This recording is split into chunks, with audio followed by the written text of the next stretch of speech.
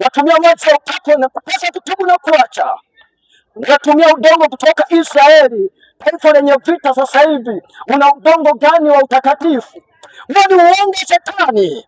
Yuko Yesu ambaye ukimwamini yeye ni Bwana wa Bwana. Shetani hawezi kuogopa udongo unaobeba. Shetani hawezi kuogopa chumvi unaonyunyiza nyumbani. Tubuni basi jioni leo, mtoke kwenye manabii wa uongo, mweze kumrudia Bwana wa jeshi Yesu Kristo. Tubuni jioni leo.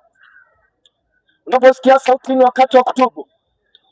Nisikia sauti unatamani kutubu na kutenza njia zako, ninaomba tu utanifuatisha maneno haya. Naomba tu utanifuatisha maneno haya. Kwamba umesikia sauti hii na unatamani kutubu na kutengeneza njia zako, naomba utanifuatisha maneno haya. Sitangazi dini ya mtu wala zebu, namtangaza Yesu mwenye uwezo wa kusamehe. Sema tu, Bwana Yesu, ninaomba unirehemu dhambi zangu zote.